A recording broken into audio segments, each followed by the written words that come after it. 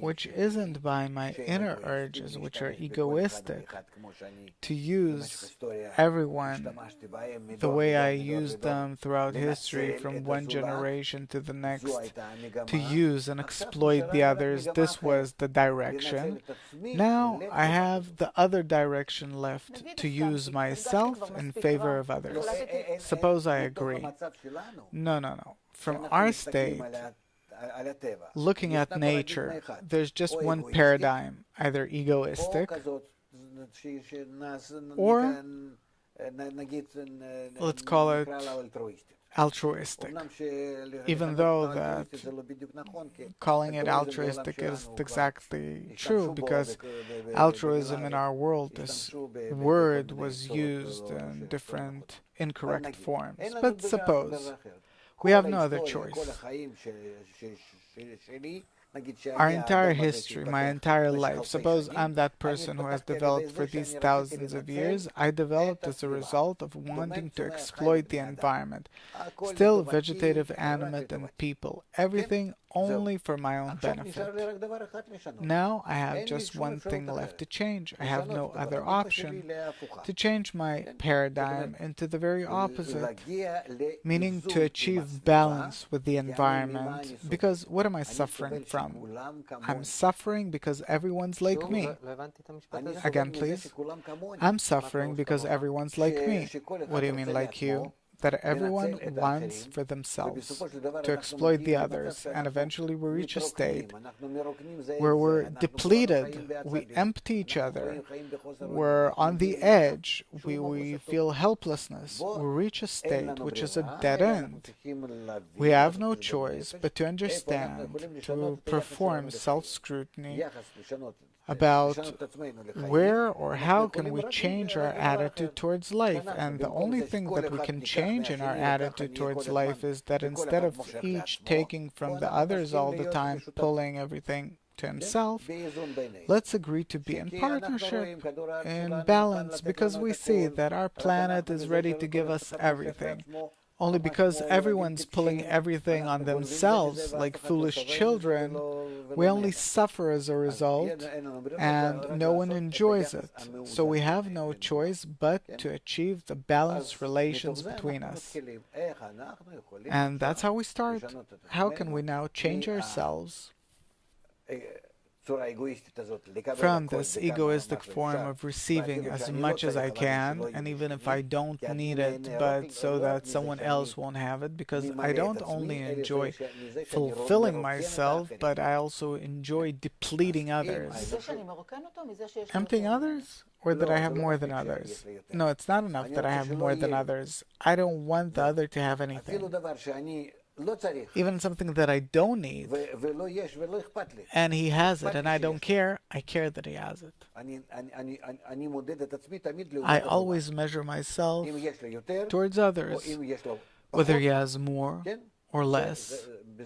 This is what makes me feel happy. So, here we have to understand what good and what bad is with respect to our nature, and how can we complete our nature? How can we correct it? Okay, I'm following you. I came to the recognition that the situation isn't that great and we need a change. And I understood that instead of each taking from the others, I see that taking from others, it's great pleasure, but others are taking from me too, so I don't really like it anymore. And I want to invert it. Instead of just taking from others all the time, I want to also give to others. This is our starting point. Now from here I have to start developing that sense. You're saying that my good is the place of balance, harmony, equality, mutuality between everyone, but I need the compass. Where do I acquire that sense in which I feel, I know, whether now at home with my friends, at work, whether I'm doing the right thing that's aiming me in the direction of good, or what I'm doing is wrong. How can I measure? In my body, I know. I go to the doctors, I have tests, and I see whether my condition is good or bad. How can I know here? what's good for others. And the other should think about what's good for you, mutually, to try and do good things for each other. The opposite to how it is today, as simple as that. But everyone has a different desire. Yes, and so I all the time have to change. And what's good, like we said at first, that something good for someone isn't necessarily good for someone else. So I have to all the time change inside myself and know how to identify what's good for that person and give it to him. I need to be very sensitive.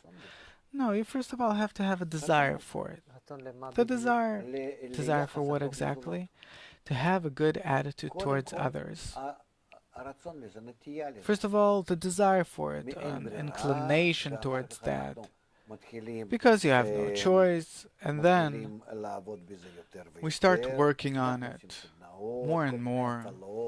We have workshops, different games, activities, we talk about it, until we really reach an inner persuasion that only in a good and nice mutual way, above our ego, by the way, that doesn't disappear, it remains and grows stronger, and above that ego we build good relations between us.